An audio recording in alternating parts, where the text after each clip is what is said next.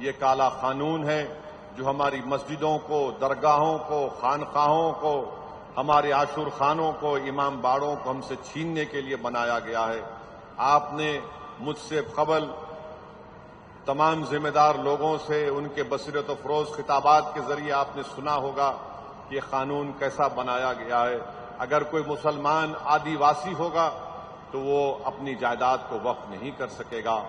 وقف by user ہے، جس کو سپریم کورٹ نے بابری مسجد کے مقدمے میں وقف بائی یوزر کو سپریم کورٹ نے اپیل کیا۔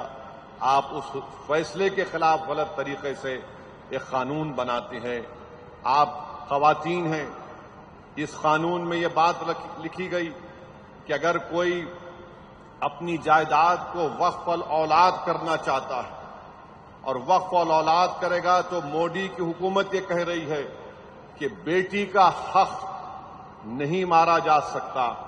اب آپ خود اندازہ لگائیے کہ اگر کوئی اپنی جائیداد کو اللہ کو اس کا مالک بنا رہا ہے تو کہاں بیٹی کہاں بھائی، کہاں بیٹا کہاں بیٹی کہاں رشتہ دار؟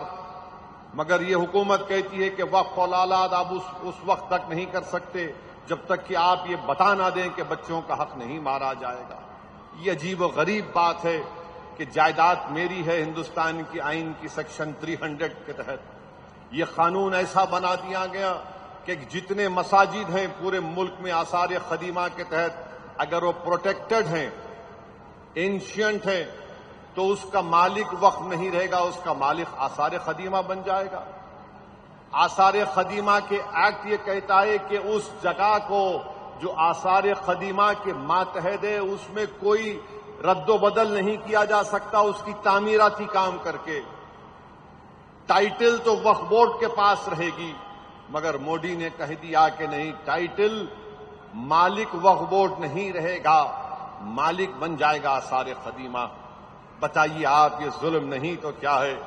پھر یہی تو سیکشن لایا گیا تھا جب لوک سبھا میں بحث ہو رہی تھی، اس دن اس امینڈمنٹ کو پیش کر دیا گیا۔ ہمارے ایک بھائی حمداللہ سعید کانگریس کے ایم پی ہیں، لکشدیپ کے ایم پی ہیں، آدیواسی ہیں۔ ان کے مرحوم والد 9 مرتبہ کے ایم پی تھے لوک سبھا اور راجیہ سبھا کے۔ اب آپ کہہ رہے ہیں کہ آدیواسی اپنی جائیداد کو وقف نہیں کرے گا، تو یہ اس طرح کے غلط قوانین بنا کر مسلمانوں سے ان کی جائیدادوں کو چھیننے کا کام کر رہی ہے۔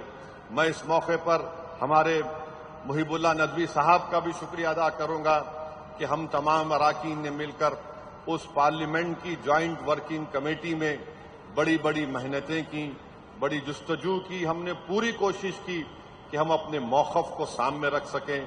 اسی لیے ہم نے اس جوائنٹ ورکنگ کمیٹی کی رپورٹ میں ہم نے اپنے ڈسنٹ رپورٹ کو بھی دیا ہے، میں نے دیا، مولانا محب اللہ ندوی صاحب نے دیا، اور مولانا محب اللہ ندوی صاحب رامپور کے ایم پی بھی ہیں اور پارلیمنٹ کے سامنے جو مسجد ہے اس کے امام بھی ہیں۔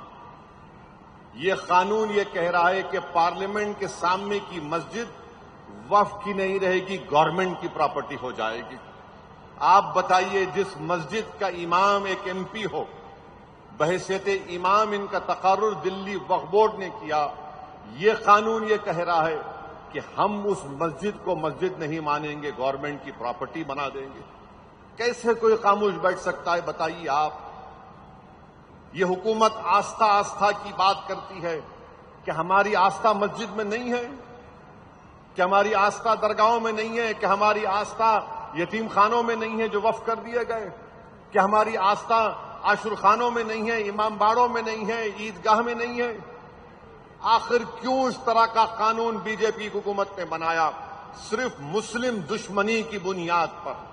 اس قانون سے وقف کی حفاظت نہیں ہوگی، اس قانون سے وقف کی آمدنی میں اضافہ نہیں ہوگا، اس قانون سے قابضین کو نہیں ہٹایا جا سکتا۔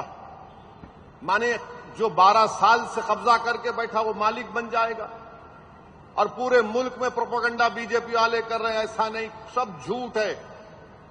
یہ قانون صرف بنایا گیا مستقبل کو سامنے رکھ کر۔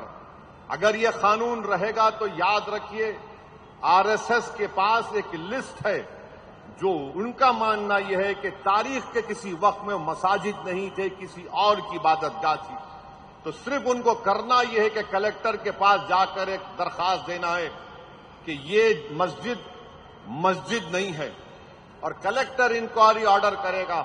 اس کے بعد سے جب تک انکوائری کی رپورٹ مکمل نہیں ہوتی وہ وقف کی جائیداد نہیں رہے گی۔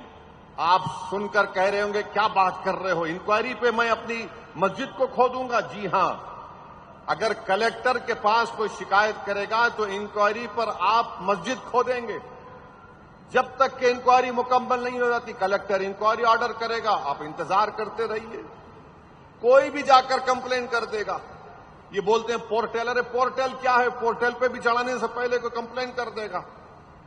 آپ نے ایک سیکشن بنا دیا، اس میں ہمارے داؤدی بورا مسلمانوں کو بدنام کرنے کے لیے داؤدی بورا مسلمانوں نے کہا کہ ہم کو اس قانون کے تحت مت لائیے۔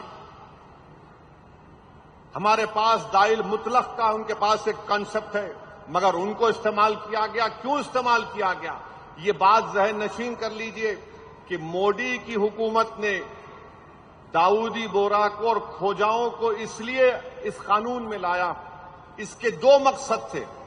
ایک مقصد کہ کھوجا مسلمان، ان کا ایک یتیم خانہ وقف تھا جس کو ہندوستان کے سب سے دولت مند آدمی نے وقف کی جائیداد کو 20 کروڑ روپے دے کے خرید لیا۔